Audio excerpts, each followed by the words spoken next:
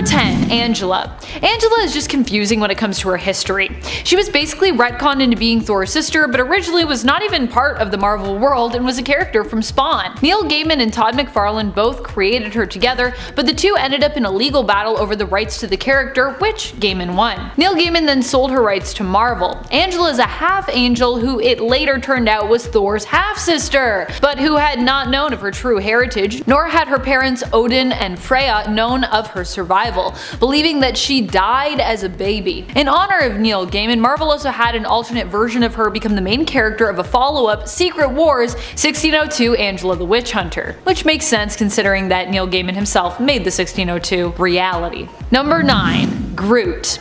He might not seem weird now that he's an MCU success story, becoming famous alongside his fellow weirdo hero team in the Guardians of the Galaxy movie, but when you think about it, Groot is a pretty strange character. He's basically a sentient tree who can move around and only speak 3 words. I am Groot. Though even more bizarrely through these 3 words, he seems to be speaking a whole other language. Initially, Groot wasn't even a hero. When he first was introduced in the 1960s, he was an alien tree invader seeking to experiment on the human race. However, in the 2000s, he would end up becoming repurposed like other members of the MCU Guardians team and end up becoming known as one of the heroes. So his whole history is actually pretty weird too. Now it's been retconned that his original appearance wasn't even him, but another Groot. He could also communicate using more than 3 words in that original appearance. And before we move on to this next spot, if you love Groot as much as I love Groot, as much as we all love Groot, don't forget to give this video a thumbs up. It really does help. Number 8. Eye-Boy. He's got a higher level perception cause he's covered in eyeballs. It's Eye-Boy. Eye-Boy might seem like a strange mutant and hero, but I cannot deny that I downright love him. Even though, yeah, he's kind of a weird one to look at and to have thought up, I guess. Eye-Boy has since been revealed to have more than just enhanced vision though. He can see things that others can't, basically seeing through to other planes at times and also seeing and understanding the world around him on an atomic or microscopic level due to his inhuman level of sight. It's a pretty specific power, but it actually can be super useful given the right circumstance. Number 7. Doorman. For some of the weirdest heroes, we can look to the Great Lakes Avengers, who are in general known for being a much more wacky and often eccentric team of heroes whose powers are oddly specific in a way that usually doesn't seem on the surface to be all too useful.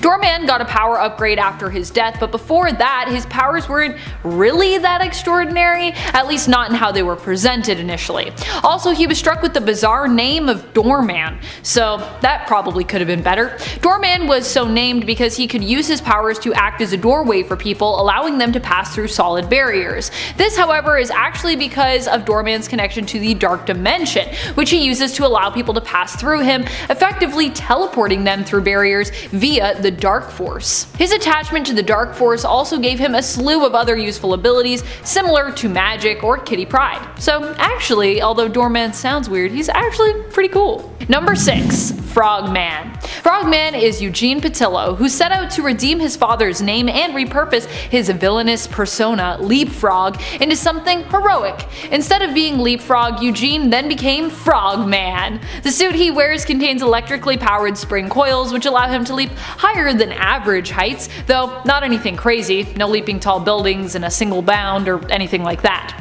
Frogman had to team up with the pretty reluctant Spider-Man and in the end even managed to stop a villain, albeit accidentally. This bolstered his confidence and he has since tried to pursue a life as a heroic vigilante, though many of his successes have less to do with any skills and really more to do with luck. Number 5. Skin. Skin is part of the Gen X mutants. I know what you're thinking, Amanda, another mutant on this list? Why all the mutants? Well, what can I say? We have a lot of mutant heroes and a lot of mutants tend to get some of the weirdest powers out there. Also, I just like weird mutants, so I have a lot of weird knowledge about them. It's just how it goes. Skin's power is that he can stretch his skin. He basically has a few feet of extra skin which he can manipulate as need be, giving him some minor shapeshifting abilities as well as enhanced durability. Other than being a little gross, the weird thing about Skin is that his powers don't allow him to stretch his body in general, only his epidermis. His skin is affected when it comes to his powers. His skin also tends to be presented as remaining loose after stretching, so it might stretch well, but it doesn't necessarily have the elasticity, the bounce back that you normally expect when you're talking about skin having, good stretch. Just usually you're like, skin stretchy, and then it like goes back. No, not in this case. It's unfortunate, I think. But oh well, he's accepted it. I like that. There's also a fun story where Skin actually learned how to like make himself look normal, but it just takes so much energy. He's like, dude, I'm just gonna be like this and it's fine. Which I love. Just love yourself. That's what it's all about. Number 4, Maggot. Maggot is one of the weirdest mutants out there, although strangely enough, he isn't weird because he's not powerful. He actually can be pretty powerful.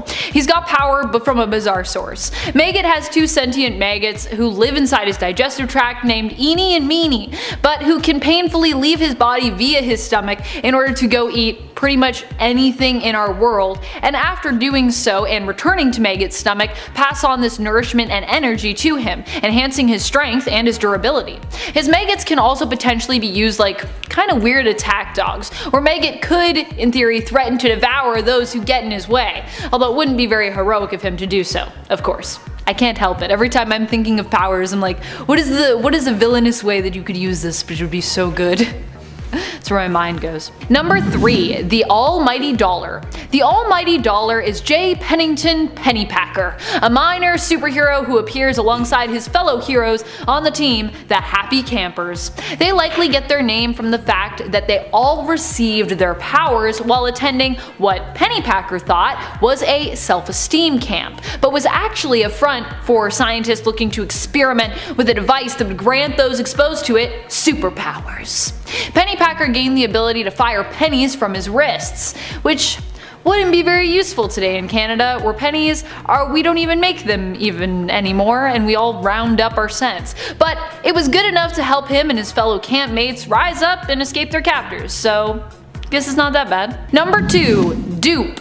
Unsurprisingly, yes, a lot of our weird heroes are going to come from the mutant side of things and the X-Men team.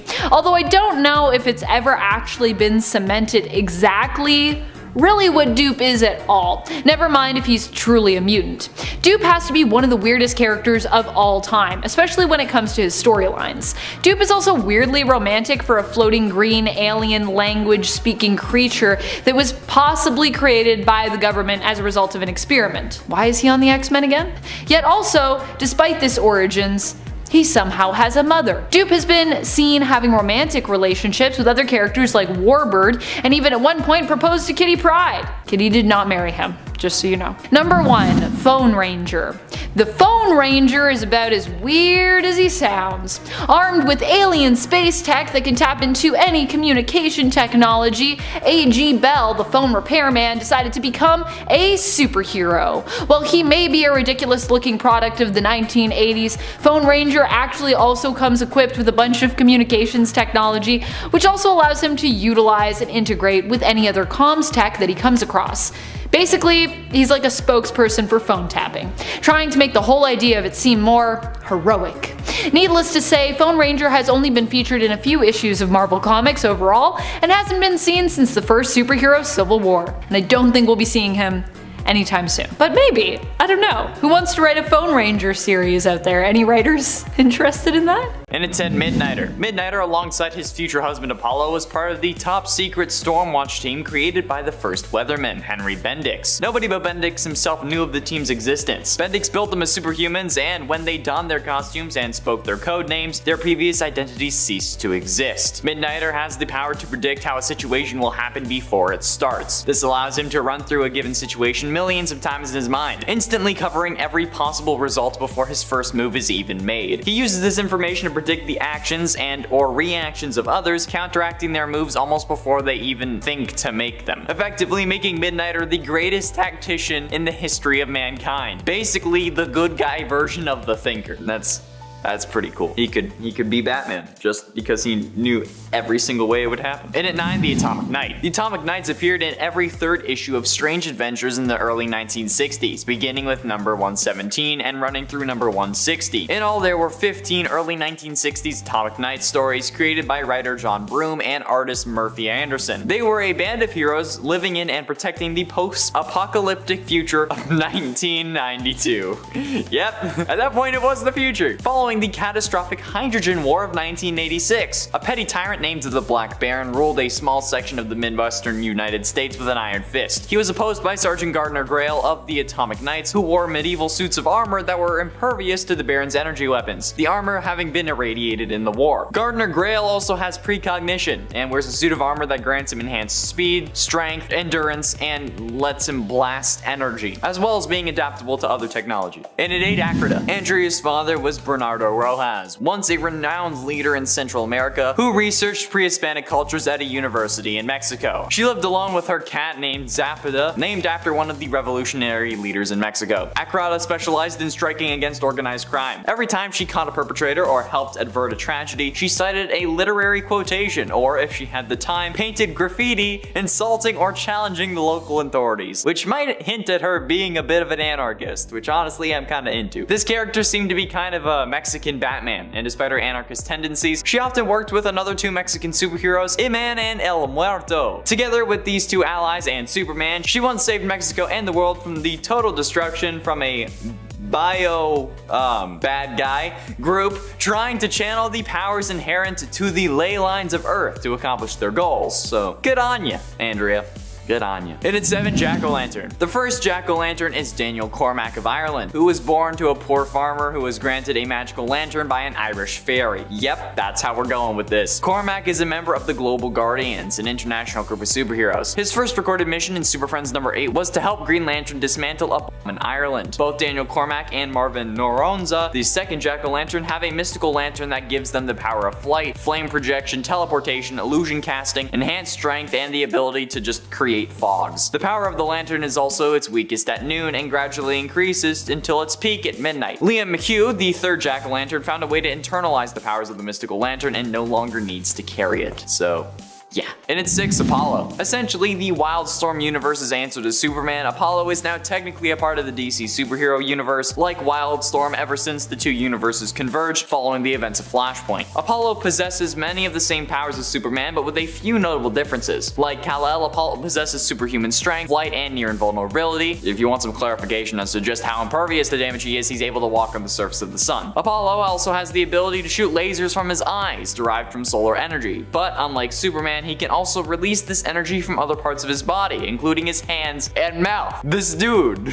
can fire lasers from his mouth. He uses hyper beam in real life. His only real weakness is that he relies on the sun for his powers, so if he doesn't get enough exposure, his powers will diminish, but hey, at least Apollo isn't vulnerable to kryptonite. Halfway through into number 5, Swamp Thing. In a secret facility located in the Louisiana swamplands, scientist Alec Holland and his wife Linda invented a bio-restorative formula that would solve any nation's food shortage problems. Ferret and Bruno, thugs working for Nathan Ellery, barged into Alec's lab, knocked him out, and planted a bomb in the facility. Alec woke up just as the bomb exploded, and in the flames he ran into the swamp. His body had been drenched in the bio-restorative formula, and this affected the plant life of the swamp, imbuing it with Alec's consciousness and memories. The newly conscious plant life then formed a semblance of a human form and rose up from the bog as the Swamp Thing, the latest in a long line of Earth elementals created when the Green was in need of protection. His body is composed of sentient vegetable matter. He has the ability to nourish himself, superhuman strength, elemental control, chlorokinesis, astral projection, biofission, immortality, regeneration, size alteration, resurrection, you name it, and Swampy can do it. Swampy away!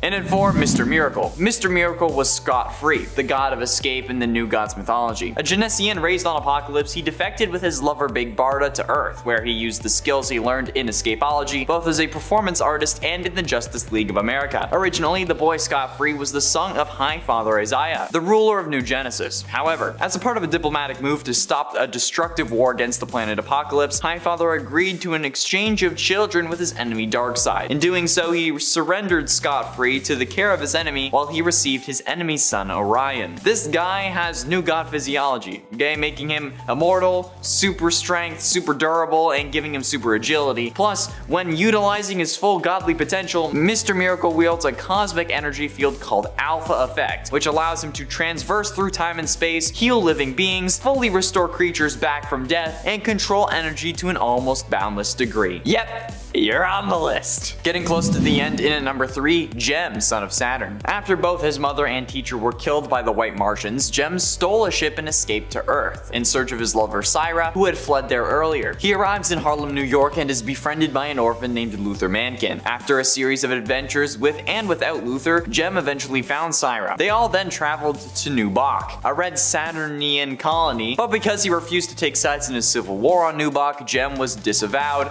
and cast out by both factions. Dispirited, Jem and Luther returned to Earth, and given that Jem is a form of Martian in a sense, his Saturnian physiology gives him flight, metamorphosis, physiokinesis, telekinesis, telepathy, energy projection, superhuman durability, superhuman stamina, and superhuman strength that allows him to match Martian Manhunter blow for blow. So I think this is a pretty worthy number 3. Penultimately, in at number 2, Karate Kid. Karate Kid is actually Val Armour, a superhero from the future and also a member of the Legion of Superheroes. He is a master of every form of martial arts to have ever been developed by the 30th century. The extent of his skill was so great that he could severely damage various types of hard material with a single blow, and was briefly able to hold his own against Superboy through the use of what he called super karate. So he already seems pretty legit. Val Armour was the son of Japanese greatest crime lord Kiaro Nozumi, also known as the Black Dragon. When he was born, his mother, an American secret agent known as Valentina Armour, tried to hide him from his father, but she failed to do so and was killed for her affront. Japan's biggest hero, Sensei Toshiaki, and the White Crane, eventually killed the Black Dragon for his crimes and then adopted the infant Val. He raised Val as if he were his own son and trained him in all manner of martial arts. Val became the youngest warrior ever to earn the title of samurai, and he went on to work for his local shogun. However, after trying his best and failing to please his supervisor, he quit and searched the galaxy for new forms of battle to master. That just goes to show you, people, appreciate your employees, otherwise they're gonna quit and go search the galaxy for new forms of martial arts, okay? And finally, in at number 1, Blue Beetle. Jamie Reyes was a relatively normal high school student from El Paso, Texas. His father ran a garage and his mother was a paramedic, and he had a little sister who was a total brat. Jamie hung out with his 2 best friends, Brenda and Paco, and he acted as like the mediator between the hardworking Brenda and the laid-back Paco. By both Brenda and Paco's accounts, he was a good friend, kind of person who could just let them be themselves and would always make things better. Jamie aimed to help his father out in the garage, but Alberto turned him down, not wanting to see his son grow up too fast. Ted Cord, the second Blue Beetle, had come into possession of the Blue Beetle Scarab, the artifact which had given Dan Garrett, the first Blue Beetle, his powers. The Scarab had been presumed destroyed early in Ted's superhero career, but it was discovered intact in a pyramid in the Middle East. This is where Jamie gets his powers as well. What are those powers, you ask? The Scarab can and will use its powers of its own accord. Jamie, however, can override the Scarab if need be, and should Jeremy fall prey to mind-altering power, the Scarab will take control of the armor. So it will act on its own, and basically he's not mind control anymore because it's just the Scarab doing it, not actually him. So yeah, number 1 hands down. Coming in at number 10, we've got Monster Girl. Once known as Monster Woman, this superhero has abilities that remind me a bit of Benjamin Button meets the Incredible Hulk. You heard me right, we've got a shapeshifter who can transform into an insanely powerful, monstrous version of herself, but each time she does it, she de-ages a little bit. So after a whole bunch of fights, the once adult hero became a teen who has then progressively become even younger. What some folks will do to fight crime. Although I'd say some people wouldn't see that reverse lifespan as such a bad thing, right? Especially if at some point you could hang up your transforming days and just live life out as a younger version of yourself. Her origin story is especially weird too. She had at one point been on a class trip to Europe soaking in the culture. During this expedition, she met a boy and fell in love, eventually sleeping with him. His grandmother saw them do the deed and did not approve. Instead of yelling at her grandson or telling the monster girl to get out of town, she decided to curse her instead. By casting a spell on a strand of her hair, the old woman imbued Monster Girl with her troll-like transformative appearance. As a young lass, this really upset her, especially as she could not control her powers at first. These days, the transformation is better understood and she has more refined control over it. Weirder still, she managed to mate with a female Flaxen while in her monster form, who would later give birth to a child. There's a lot going on, obviously. Coming in at number 9, we've got Donald Ferguson. Now, who does this guy remind you of? Be honest, I want to gauge your genuine reaction. I'll give you a few seconds to lock in your answer. Alright? He looks like Bobby Hill. Yep, now you'll never be able to look at this high-ranking member of the Global Defense Agency the same way again. Hell, it could very well be the son of Hank and Peggy Hill, all grown up and with some cybernetic enhancements and an identity change. The haircut, the way he carries himself, everything. Plus, get this, there's an episode of King of the Hill where Bobby is reading a knockoff Invincible comic called Unvincible. I don't know if that means King of the Hill exists in an alternate version of our current universe, or if they're in the Invincible universe and somebody's made a comic subtly ripping off some heroes. Either way, Ferguson raises a lot of questions and gives a lot of folks weird deja vu. And also, he's full of robotic weapons and wants to karate chop kaiju. Good for him. Coming in number 8, we've got Best Tiger. Not Good Tiger, Best Tiger. What an absolute legend. A play on the blind swordsman, Best Tiger wears a blindfold over his eyes whenever he fights crime. And he is always fighting crime. Even if it doesn't look like he's fighting crime, he's fighting crime. This green and black clad gunslinger can hit any target from pretty much any distance with little to no effort. He once took out 12 targets with one ricocheting bullet. He's just so very intense. It's hard to say what his personality is at all because he's so committed to taking out bad guys and solving mysteries. It seems to be all he does, which for all the good guys tends to be pretty helpful. However, he's not the most fun to hang out with, nor does he provide too much in the way of interesting character development. But what he can do is determine that someone was taken over by a ghostly villain by the sound of wind whistling through her freshly shaved pits. Nobody does it like Best Tiger, and that's probably for the best. As long as he keeps doing Best Tiger stuff anyways. Coming in number 7, we've got Space Racer. There aren't too many folks out there with weapons that can kill Viltrumites. Space Racer is one of the lucky few, and his weapon does a whole lot more than taking out super powerful aliens. It can also shoot right through just about anything with crazy beams of power, and if anyone tries to take it from him, it'll end up right back in his hand. Pretty sweet, right? Plus, he's got a wicked space motorcycle, which is the reason behind his name. For ages, he would just whip through the galaxy. That is, until he fought Omni-Man and ended buried under rocks in an asteroid belt. 100 years after that fateful fight, Omni-Man returned with a new request and managed to yank Space Racer out of the rocks. He might not be the most outlandish character going, but where else are you going to find a space motorcycle riding, insanely powerful magic gun-slinging green dude who can survive 100 years without food? Coming in at number 6, we've got D.A. Sinclair. Super smart Ivy League types tend to be a bit much, eh? Well, most folks in academia have nothing on D.A. Sinclair. He believes that human failings can be corrected through engineering and that folks can just be taken and changed into something else if it helps him achieve his goals. Of course, this leads him to kidnapping all sorts of folks and performing experiments on them in order to perfect his Reanimen. These recreated humans were mind controlled by Sinclair, with the first one ending up suicidal after realizing what it had become. Jeez, DA, did you have to do him like that? On top of being a genius level intellect and a lunatic to boot, he actually ends up working with the good guys in the end as his inventions are adopted by the Global Defense Agency, so I guess good on him.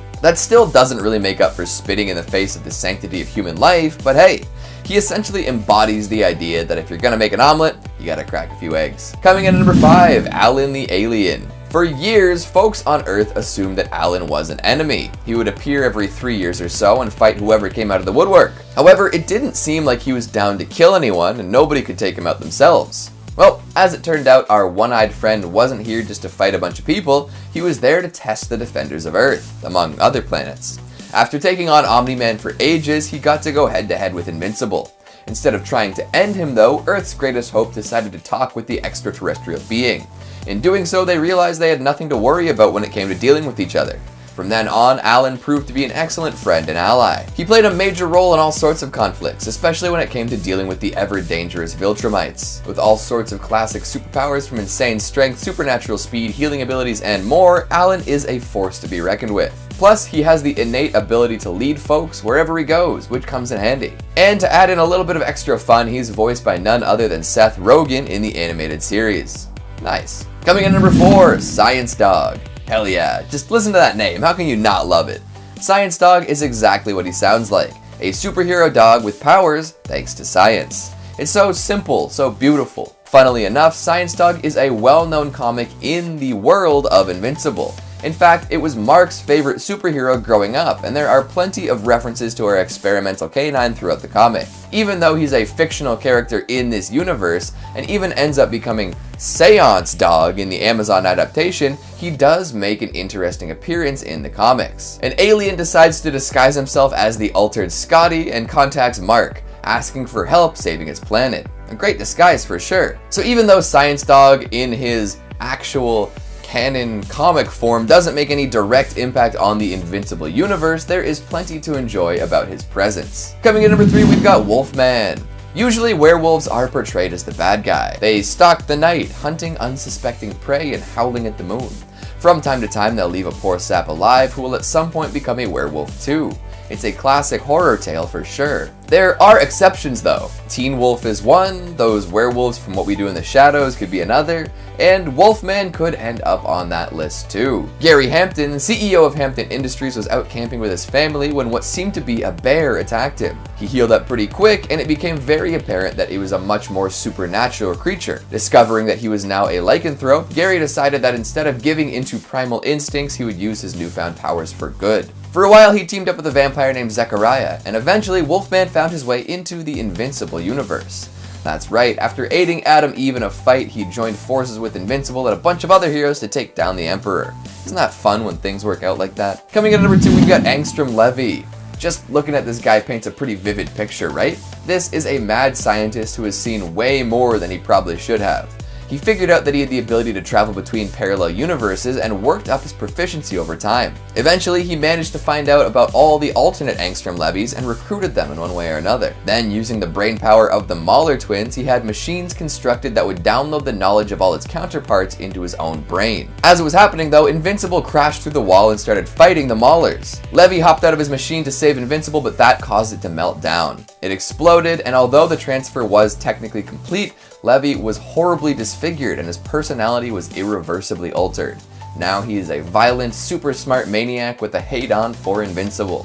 Poor guy, but he kind of brought it on himself. And finally, at number 1, we've got Sequids. Parasitic alien cephalopods are never going out of style, are they? These creatures take over people's minds and then connect to a hive mind of sorts. Upon arriving on Mars, Invincible realizes that the human astronauts there are susceptible to these horrid little things' influence. They want nothing more than to conquer, which could be very bad news if they ever made it to Earth. However, as nasty and dangerous as they are, they're unable to bond with Martians or Viltrumites. So they're a big pain and cause a lot of problems for astronauts, but can't be too big of a threat, right? Coming in at number 10, we have the infamous Drax the Destroyer, best known as being the muscle of the Guardians of the Galaxy. And while, yes, obviously someone with the title of the Destroyer is going to be powerful, Drax's full capabilities are actually even more impressive than you might think. Even known as the Killer of Thanos in some interpretations of the character, Drax is not only incredibly physically strong and resilient, but is capable of creating a shield known as an aura around his body in times of great need, essentially making him invincible and greatly enhancing his already superpowered strength. Needless to say, when it comes to destroying, Drax is even better than you would expect. Coming in at number 9, we have Miles Morales, aka the current young Spider-Man. Having inherited all of the same powers as Peter Parker after being bitten by a radioactive spider, Miles Morales has had lots of opportunities to show off his enhanced speed and strength alongside receiving some spider powers that are solely his own, such as being able to camouflage himself with his surroundings and his iconic Venom Blasts, in which he uses his body's natural bioelectricity to completely stun an opponent. This means that despite his young age, Miles is still an incredibly powerful hero who might have to worry more about holding himself back rather than not being strong enough. No matter what power he's using though, Miles has proven he's more than worthy of picking up the mantle of Spider-Man. Coming in at number 8, we have Nina Thurman, aka the anti-hero Domino. Perhaps best known for some iconic moments in the movie Deadpool 2, Domino is a mutant mercenary working for the team known as X-Force. Highly skilled and heavily trained in all manner of weaponry and firepower, the true source of Domino's power is her luck-based mutant ability, aka probability manipulation, essentially giving herself good luck and her opponents in any fight bad luck. And while Domino's powers can't cause impossible acts to happen, improbable actions happen all the time, making her an incredibly lucky fighter that's nearly impossible to outwit or outmaneuver. Coming in at number 7, we have Blackagar Boltagon, aka the mighty Black Bolt. The king of Atalan and leader of the Inhumans associated with their royal family, Black Bolt is best known for being completely unable to talk, as any use of his vocal cords causes an intense reaction in surrounding electrons and makes him one of the most destructive forces on the planet, with even a whisper being able to kill someone and a shout potentially capable of destroying entire planets. On top of this incredibly devastating power at his command, Black Bolt also possesses a more typical superhuman strength and speed as well, meaning even if he's staying silent, he can still kick some supervillain butt. Coming in at number 6, we have Johnny Storm, aka the Human Torch. After being bombarded with cosmic rays alongside the other members of the Fantastic Four, Johnny Storm found his fiery personality brought out even further with a whole host of flame-based superpowers. Capable of enveloping his entire body in a super hot plasma without harming himself, and launching fire as either an attack or to propel himself through the air as a form of flight, Johnny's true power comes from just how malleable and creative he can get with his powers, always finding a new way to save the day and a new way to flame on. Coming in at number 5, we have the Vision. The son of the evil artificial intelligence known as Ultron, Vision saw that there was good in humanity that his creator just couldn't see, and defied Ultron to help and eventually join the Avengers. While his super strength, capability of flight, and the whole capable of shooting laser beams thing would make him a powerful enough hero on their own, Vision's most unique power is his density manipulation, allowing him to pass through solid objects or give his fist the extra punching power and density of a dwarf star. All of these powers combined make Vision one of the most uniquely powered Avengers, and someone you definitely don't want to mess with. Coming in at number 4, we have Valeria Richards, the daughter of Reed Richards and Sue Storm. Conceived during a Fantastic Four adventure within the Negative Zone, this led to unexpected consequences for both the baby and her mother, with frequent bursts of cosmic radiation, endangering everyone nearby until her eventual birth. Although at first glance she appeared to not have any powers, Valeria has a greatly increased intelligence due to the cosmic radiation her parents endured, meaning that she's likely to become even smarter than her father once she's old enough. And in a Marvel universe absolutely filled with geniuses, that just might be enough to be one of the more powerful heroes of the next generation of Marvel. Coming in at number 3, we have the Silver Surfer. Long known as being the herald of the mighty Galactus, just because he has a bigger boss in charge of him doesn't mean that the Silver Surfer isn't plenty powerful on his own. Wielding the power cosmic, the same force that gives Galactus his world-crushing strength, the Silver Surfer has many enhanced strengths and powers compared to a regular human being, and is capable of altering the very energy of the universe and convert matter into energy to sustain himself. The Surfer is also a master of projecting energy blasts, and can use them for both offensive and defensive purposes, continuing to fight as a defender of the cosmos, even if his days as Galactus' herald are long behind him. Coming in at number 2, we have James Logan Howlett, aka the Wolverine. One of the most well-known X-Men of all time, Wolverine is the perfect combination of mutant powers and vicious killing ability. With a healing ability that borders on making Logan completely unkillable, and the indestructible metal adamantium having been grafted onto his skeleton and claws during the Weapon X experiments, Wolverine is one of the most terrifying opponents to face in the entire Marvel Universe. And while in recent times he's become a well-respected leader on the island of Krakoa, Wolverine has a long history of amnesia and bloody missions, and will often volunteer to take on the violent jobs that other heroes might just squirm away from. And finally, coming in at our top spot, we have Professor Charles Xavier, aka Professor X. The creator of the X-Men and the founder of Charles Xavier's School for Gifted Youngsters, Professor X is obviously known as an extremely talented and powerful telepath. But the true extent of his abilities is beyond what you might even guess. Capable of detecting any mutant in the world with the aid of technology, Xavier's psionic powers are so great that he is constantly holding himself back, and must permanently keep any of his negative emotions in check to prevent disaster.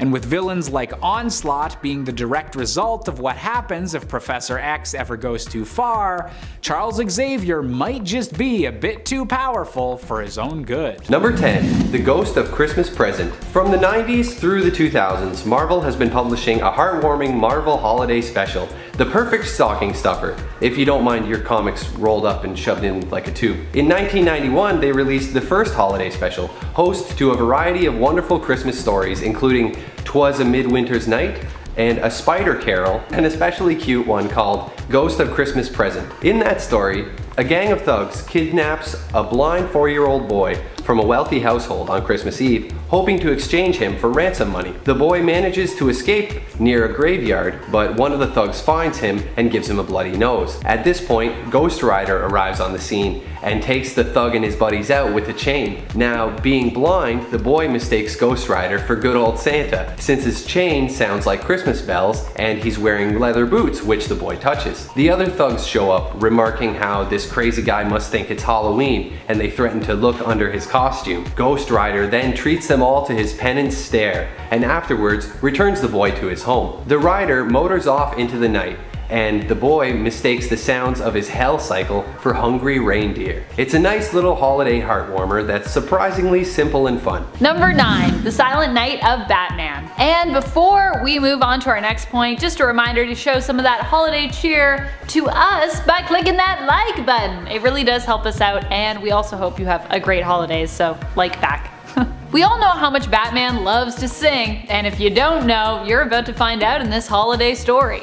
The Silent Night of Batman is a story that appears in issue 219 of Batman. Here, Commissioner Jim Gordon ends up recruiting Batman not to help fight any crime on Christmas Eve, but instead to lend his deep vocals to some Christmas carol singing. Batman agrees because he loves a good carol, but also plans on leaving as soon as the first crime of the night is committed. And this is Gotham, so he's sure that is bound to happen at some point. But weirdly enough, it never does. Instead, we just get little vignettes into some of the kinder moments happening through the city. Even Batman is surprised at the end when he realizes he spent the whole night singing because zero crime was committed that night.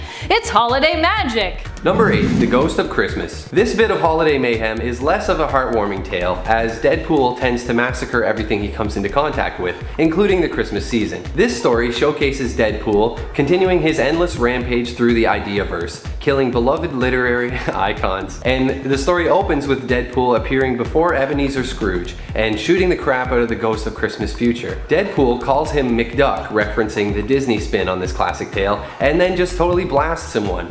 It's seriously only the first page. After this, he's off to his next tale, Frankenstein. Deadpool stops to kill creatures from the Jungle Book and from the Little Mermaid. It's not really very festive at all. Everyone dies. Classic Deadpool. Number 7. A Christmas Underground. This story comes to us from neither Marvel or DC. Instead, I thought I'd feature a story from another awesome publisher, Dark Horse. A Christmas Underground is a story from the Hellboy Christmas Special Collection and tells a peculiar but very compelling story wherein Hellboy is mistaken by a dying crying woman for Father Christmas and promises to help deliver a small tin box to her missing daughter Annie. The story features talking rats and statues in addition to monsters and an army of the undead. All that good Hellboy strangeness, and sees Hellboy venture below a cemetery in order to find Annie and deliver the box to her. I just love that the big red Hellboy was mistaken for Santa. As weird as it is, it's also like super weirdly fitting. Number 6. A miracle a few blocks down from 34th Street. In this story from Marvel, we discover that Santa is actually a mutant. Actually, the most powerful mutant ever, according to Cerebro. The X-Men are trimming the tree in their base when Cerebro alerts them to the presence of an incredibly powerful mutant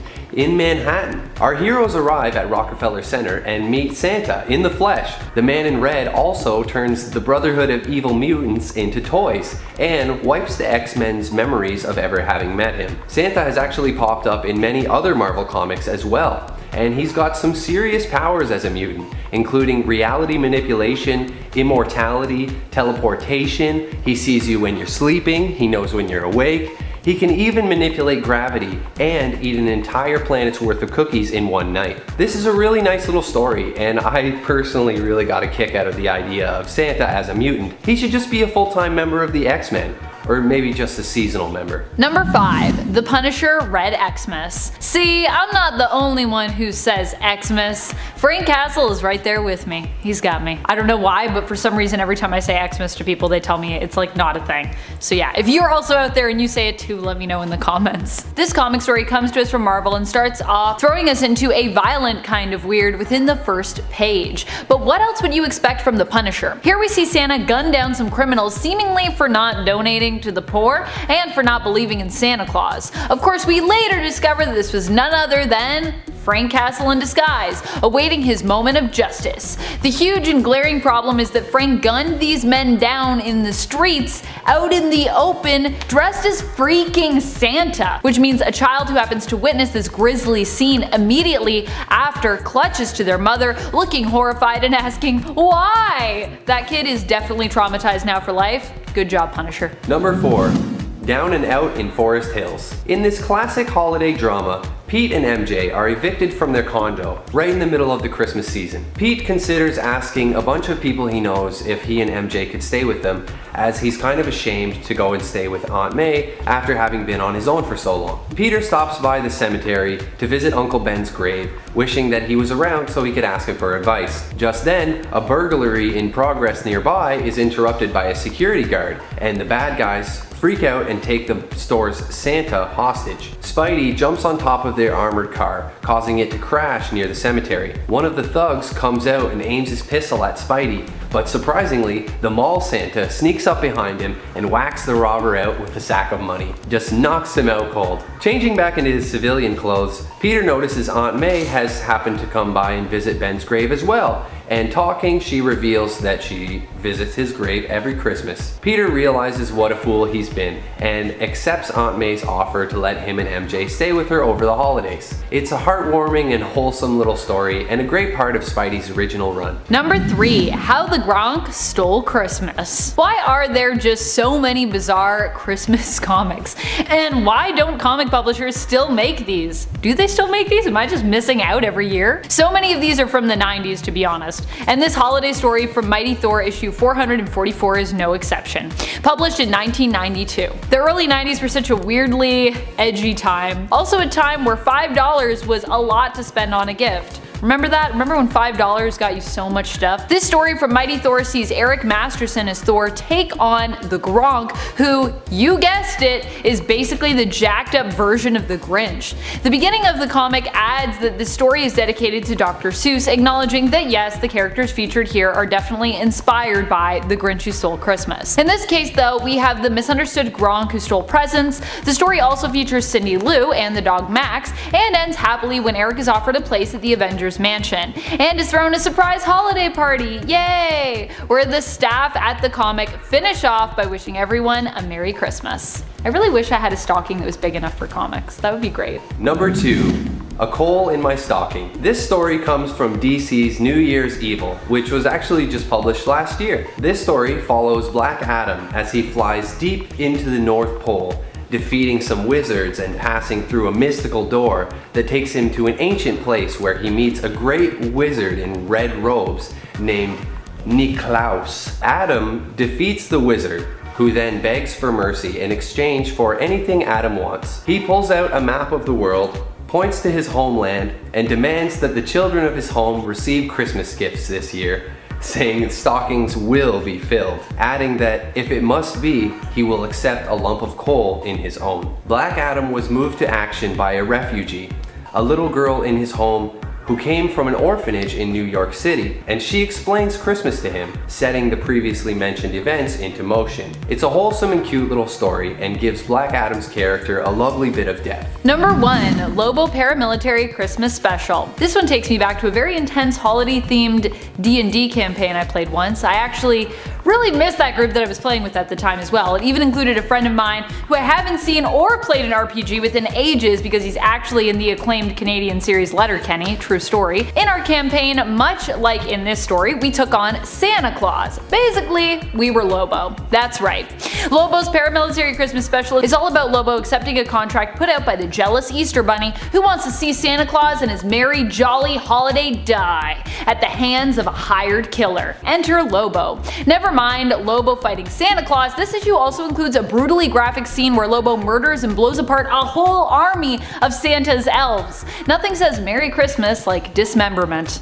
I'm ready for the holidays now. Yay. Coming in at number 10, we have Kamala Khan, aka the latest and greatest Ms. Marvel. Originally just an Avengers fangirl growing up with her parents in Jersey City, Kamala Khan's life was changed forever when the Terrigen Mists incident took place and activated her hidden inhuman powers. Kamala was amazed to discover she was actually a polymorph and was capable of completely altering the size of her body. Inspired by her lifelong hero, Carol Danvers, aka Captain Marvel, Kamala Khan became the next generation's Ms. Marvel, using her powers as a member of the Young Avengers and becoming the type of hero she'd always dreamed of becoming. Coming in at number 9, we have the iconic vampire killer known as Blade. Born as a human-vampire hybrid named Eric Brooks, Blade has all of the powers of a Marvel Universe vampire with nearly none of the negative side effects. He possesses superhuman strength and speed with all of his senses heightened to make him a perfect predator, while being immune to damage from sunlight, silver, or holy artifacts that would instantly turn a regular vampire powerless. While he does still need the nutrients from fresh human blood to prevent himself from losing control of his hunger, Blade often uses a special serum as opposed to actually draining the blood of any humans. With so many strengths and so little weaknesses, Blade is definitely a blood-sucking force to be reckoned with. Coming in at number 8, we have the crazed character known as Gwenpool. One of the weirder characters from throughout the Marvel multiverse, Gwendolyn Poole is originally from an alternate reality that just might be our own before somehow getting sucked into the Marvel 616 universe through a comic book, granting her even more fourth wall breaking powers than even her namesake of Deadpool. With the ability to manipulate all aspects of her comic book world, such as physically interacting with lettering and caption boxes, Gwenpool is capable of literally rewriting reality to get the upper hand on her opponents, making her powers some of the most unusual throughout all of Marvel history, but still counting as some of the most powerful to ever come from a teen hero. Coming in at number 7, we have Vulcan, the secret third brother of Scott and Alex Summers, also known as Gabriel Summers. Born on the Shi'ar throne world following his parents' abduction by the Shi'ar Empire, Gabriel was aged rapidly in an incubation accelerator and discovered he was an Omega level mutant far above his brother's power back on Earth, giving him the unique ability to control the elements of water, wind, earth, fire, electricity, light, and darkness, using these incredible powers to take over the Shi'ar Empire and become their new emperor. And while this position of power would occasionally bring him into conflict with the X-Men, he still could generally be counted upon to fight for the side of good with his incredibly impressive power set. Coming in at number 6, we have the upcoming Disney Plus star, Moon Knight. A street-level Marvel hero with powers that go far beyond the usual street, Mark Spector is a vessel for an Egyptian god known as Khonshu. Able to embrace the 4 different aspects of this deity as 4 distinct personalities within his own head, Moon Knight is strongest under the light of a full moon, giving him physical strength far beyond that of a normal man and a pain tolerance that is nearly limitless. On top of his supernatural abilities, Mark is also an expert in both weaponry and hand-to-hand combat, combining them with his moon-based powers into a deadly combination that makes him one of the ultimate crime fighters and mercenaries in the entire Marvel world. Coming in at number 5, we have Ben Grimm, aka The Thing. One of the original members of the Fantastic Four, Ben Grimm found his entire body converted into an orange rock-like substance after being bombarded with cosmic rays alongside the rest of the Fantastic Four during their initial fated journey into space. Because of this transformation, Ben has become the physically strongest member of the team by far, and appears to be continuing to get stronger with age, capable of lifting 30,000 tons worth of a building to prevent it from collapsing, and even being able to push back entire alien motherships. He might often get overlooked compared to some of the other brawny Marvel heroes like Thor and the Hulk, but The Thing is definitely a strong contender whenever it counts. Coming in at number 4, we have the Sorcerer Supreme, aka Dr. Stephen Strange. Doctor Strange is Earth's primary defender against mystical threats in the Marvel Universe, and always seems to have some sort of spell available to solve whatever problem is currently facing Earth's mightiest heroes. As a master of the mystic arts, Strange has also entirely stopped aging, and is effectively immortal, being unable to die from any medical diseases or regular symptoms of old age. And when Strange recently did die in the Marvel comic called The Death of Doctor Strange, he had already concocted a way for a younger version of himself from the timeline to take his place and defend Earth against any extra-dimensional forces that might seek to take advantage of his own death. There's planning ahead, and then there's Dr. Stephen Strange taking it to a whole different level. Coming in at number 3, we have Bobby Drake, aka Iceman. As one of the earlier members of the Uncanny X-Men, Bobby has had a lot of time over the years to explore his powers, and contrary to appearances, he can do far more than just convert his body into ice. Classified as an Omega-level mutant, the most powerful kind there is, Iceman is capable of not only controlling the temperature of all of his own molecules, but is able to manipulate water molecules entirely as part of his own mass. This means the possibilities for Bobby's powers are as intense and malleable as water itself, allowing him to freeze the blood within enemies' veins, travel instantly through a stream of water, or even turn himself into a massive snow-covered giant capable of wading his way across the literal ocean. Totally not showing off there, Bobby. Totally not. Coming in at number 2, we have Peter Parker, aka the Spectacular Spider-Man. Now, Spider-Man definitely isn't known for being a weakling, but his actual physical strength is actually far beyond what anyone in even the Marvel Universe would expect. Under situations of intense stress, Peter Parker has been shown as capable of lifting literal tons worth of rubble and debris, far beyond the usual strength that he generally seems to show off. And when Peter Parker's body was briefly taken over by Otto Octavius's brain, the villain was stunned to discover that Spider-Man has actually been holding back every punch he's ever thrown, after the villain controlling Peter's body accidentally punched the Scorpion's jaw right off. Maybe it's a good idea to not try and get punched by Spider-Man. And finally, coming in at our top spot, we have the Incredible Hulk, a character who's known for being strong, but might actually be the most underrated when it comes to just how strong he can become. Ever since being bombarded with gamma rays, Bruce Banner's limits for physical strength have been said to be practically non-existent, with all-knowing characters like the Beyonder outright stating that the Hulk has no limits to his physical strength. The only difference between different Hulk forms is their starting strength, with all of them still having the potential to theoretically complete feats such as outpulling a black hole. It's this endless capacity for potential destruction that has made the Hulk such an alluring target to evil forces, forces over the years, but if the Hulk's proven anything, it's that maybe he's not a guy you should try to mind control. Number 10. What if Aunt May was a mutant with claws? I just love how this is posed as a scenario where Aunt May just uses her claws in place of the good old-fashioned parental guilt trip. Aunt May is having dinner with her nephew Peter and his girlfriend Mary Jane. She cooked for them and they immensely enjoyed their meal, but when she offers them a pie for dessert, they both insist they're just too full and they cannot eat another bite. They offer that after their date, they're going to see a show, they might have a slice upon their return. But this isn't good enough for Aunt May. Fortunately, in this story, she has Wolverine claws, which she snicks out and uses to intimidate the youngsters into postponing their date so they can stay for dessert. She uses her claws, of course, to also slice the pie, because Aunt May. What else is she gonna use them for? Although I would really love an alternate world where Aunt May just was Wolverine. Or I was posing earlier an idea of an alternate world where everyone is Aunt May.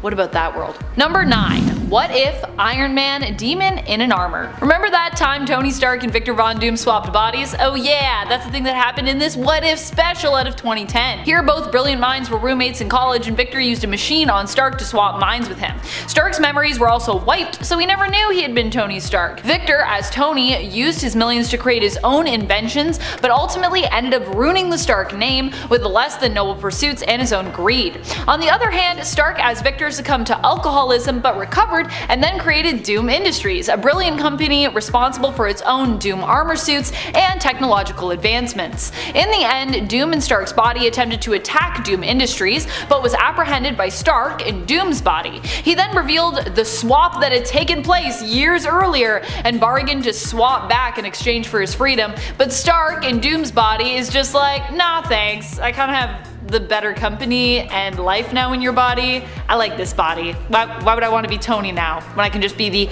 honorable Dr. Doom? Good point. Good point. Why would you ever want to be Tony Stark when you could be Dr. Doom? That's the real question. That'd be awesome. Number 8.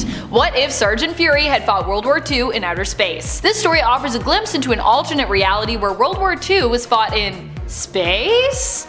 This story takes place in an alternate reality where instead of being divided by eastern and western fronts, the battle is divided between beta and alpha sectors. As such, we get to see Sergeant Nick Fury fighting alongside the Howling Commandos in outer space, smoking a cigar even while wearing a space helmet. Seems like a bad idea, but it's Nick Fury, so that's what he's gonna do. It's also explained that we have Da Vinci's inventions to thank for this early technological advancement, which led to us getting to outer space in the 1940s, which is maybe the best bit of exposition explanation in the book, and just in general that I've read. It's pretty ridiculous.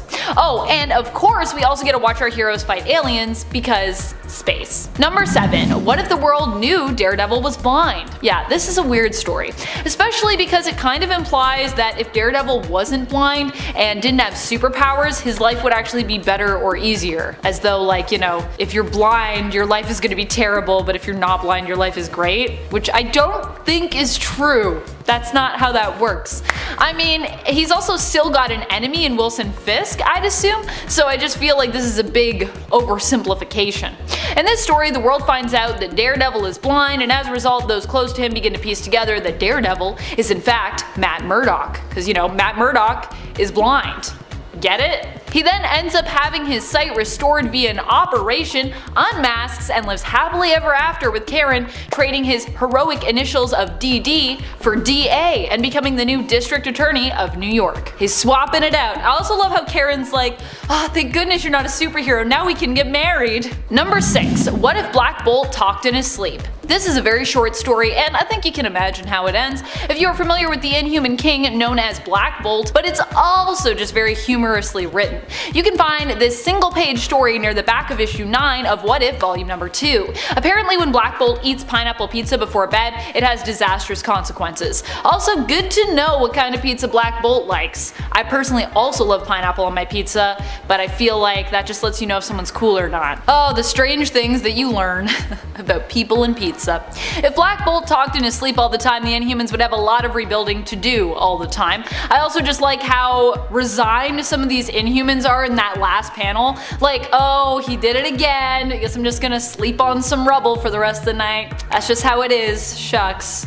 And only Medusa is the one that's mad. She's like, baby, I told you not to eat that pizza. This always happens. Number 5. What if Wolverine had a styrofoam skeleton? Issue 100 is just one of the best for some real weird stories. One of the stories it offers us is only told through a mock-up cover, but it's so good it's just gotta be mentioned because the cover is just too good. It also is presented beside another great mock-up cover offering an alternate story where Peter Parker became Sheep Boy instead of Spider-Man. Sheep Boy, I love it. In the Wolverine mock-up, we're offered an alternate Logan who goes by the codename Wolverwimp. He is cowering on the front cover, about to have his styrofoam skeleton ripped out by Maggie Nito, a mean little girl. I also just love the reference to Wolverine also losing his nose when he lost his adamantium that's on there. Mock-up what if stories are actually the best. I wish we got a full story of this. Someone write that, please. Number 4. What if Iron Man was trapped in the time of King Arthur? The craziest thing about this what if is that it's actually kind of an alternate retelling of a real-life main continuity story where Iron Man was transported to Camelot in medieval times with Doctor Doom and managed to escape. Although this story offers the alternative of, what if he wasn't able to escape and only Doctor Doom got out? You can find it in What If Volume 1, Issue 33. The answer to the question is that Iron Man would be drained of energy, get frustrated in realizing that, he couldn't rebuild a time machine, and ends up becoming Sir Anthony of Iron, an Iron Knight at King Arthur's Round Table. In fact, he uses his suit to help protect the realm from the evil Morgana, defeating her, but in the ensuing battle is unable to prevent King Arthur from becoming mortally wounded. With his dying breath, Arthur makes Sir Anthony his successor, even though they kinda just met, but it's fine I guess. Which means that the Anthony of Iron Man's past, his past self from the future, would probably be really weirded out if he ever read any stories of Camelot. He'd be like, Sir Anthony of Iron became the king. Wait, I'm Iron Man. What? Maybe that was actually his inspiration in the alternate reality to create the Iron Man suit. And now Tony's just stuck in like a time loop. Number 3. What if Wolverine was the Lord of Vampires? In this story, Wolverine becomes the new Lord of Vampires, which is kinda weird considering what we know of Wolverine's healing factor now, but this is also obviously an alternate reality and a story that was written in the 90s, so there's that. Here Wolverine is transformed into a vampire by Dracula. It also features a sweet vampire hunter version of Punisher who is sporting Doctor Strange's cape, and I personally think that the Punisher looks amazing in that cape. So lavish, I just want him to wear capes all the time now. In the end, Punisher is defeated, but Wolverine has a crisis of conscience and ends up flipping to the side of good once more, killing himself and all the other vampire supes and villains he'd made at the same time. And for some reason, Doc Ock's body and tentacles turn to dust. Now, shouldn't his tentacles be okay though? Because they're not made of his tissue. Also, I love when people are like, you're dust, and all their clothes become dust. I'm like, shouldn't their clothes be fine? Anyways, it's a small technical thing, but it bothers me. Number 2. What if Paper Skin? Remember when we were talking about issue 100 of volume 2 of What If? Well, an actual story that is featured in there is called Paper Skin. It is honestly such a strange story. I need to share it with you. This is a what if story that seems to posit the question of what if Mr. Sinister could offer Gambit a cure for Rogue's powers. It's revealed in the story that Gambit has already betrayed the X-Men by bargaining with Sinister, offering important Cerebro files in exchange for what he wants. Although what Gambit wants is not actually for him, but is kind of for all mutant kind, a cure to the Legacy virus. As he's about to leave after getting that cure, Sinister offers him something else that he simply can't resist. A cure for Rogue, his one true love, to help her control her powers. He agrees to steal one more thing for Sinister in exchange for the cure, a Tithe box. Sinister has been searching for them and collecting them over the years. In the end, Rogue accepts the cure, but can't accept that Gambit has been helping Sinister, and so she kills him, taking his powers and also his looks seemingly, which is kind of weird. It's like Gambit with boobs, and I'm like, I don't know how I feel about this art, but okay. She goes after Sinister only to find the secret of what the boxes contained was Marvel Comics! Gasp. Now Sinister has so much information because he's been reading Marvel Comics. What a weird reality. What a meta reality. Number 1. What If? Avengers vs. X-Men. In this bizarro story, Magneto helps to ensure that Hope ends up getting the Phoenix Force instead of it being split up into Iron Man by 5 parts, which possesses and creates the Phoenix 5. Magneto is seemingly helping Hope to control these new and awesome powers, but when she struggles and begins to turn dark, he suggests she give him some power to help her. In reality, Magneto kinda wants all the power for himself, which is just what he takes. This all happens in the last issue, by the way, of this 4-part What If story, and after Magneto takes the power, it gets pretty weird. Yeah, that's not where it ends, it just keeps going forever. He takes the power and is instantly corrupted by it. As such, Xavier somehow uses his powers to temporarily mess with Magneto's sight, despite the fact that Magneto is wearing his helmet, and then Wolverine snicks him through the eyes. This results in Magneto basically exploding, killing everyone on the planet, and destroying the Earth. Then Jean shows up randomly and just kinda reveals she saw all of this coming. She uses her Phoenix powers to fix the planet, bringing back plant and animal life, but not people for some reason. She says it's up to her and Wolverine as basically an Eve and an Adam of sorts to do that. She could've just brought all those people back, I'm pretty sure, because she's got the power of the Phoenix, but yeah, it's a weird one. It's a weird one. Number 10, Mantis. A new addition to the Guardians team, Mantis went from being Ego's roommate in Guardians of the Galaxy Volume 2 to becoming an Avenger, even holding Thanos down while the rest of the team tried to take the gauntlet off. Now in the comics, Mantis had to endure quite a bit before becoming an Avenger. She made her first appearance in Avengers issue 112, The Lion God Lives. Mantis was trained as a child by alien priests, section of the Kree, who thought that she was destined to be the celestial Madonna. She was killing it in martial arts, hence the nickname Mantis. Now her real name is Brant, but Mantis sounds much more fun. No offense to all the Brants out there. Those priests enhanced her mind, giving her telepathic abilities, and on her 18th birthday she was given the gift of a lifetime, when her mind was wiped and she was instead given false memories of her childhood as an orphan in Vietnam, to experience a normal life. Because that's part of the celestial Madonna route. Nothing builds that Madonna power more than some time in Vietnam. Right? And in doing so, Mantis learned to hold it down on her own quite easily. Number 9, Dr. Druid. Anthony Ludgate entered Marvel Comics in Weird Wonder Tales issue 19. He's a bit of a smarty pants, some would say.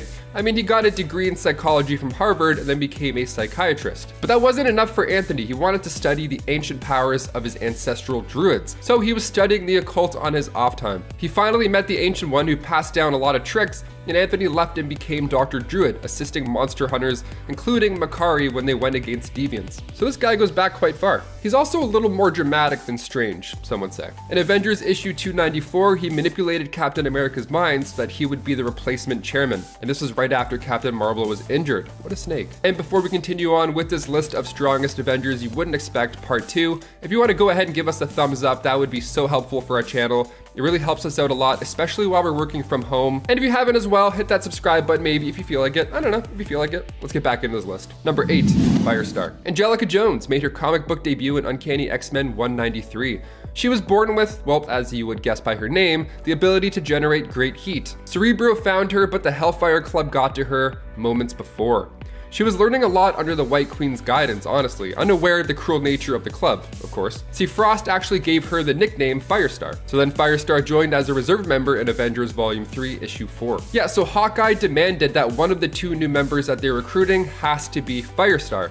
He announced it to the world prematurely. He was that confident. The other members are like, whoa, let's hold on a second here, because that spot that we had open was actually for you, Hawkeye.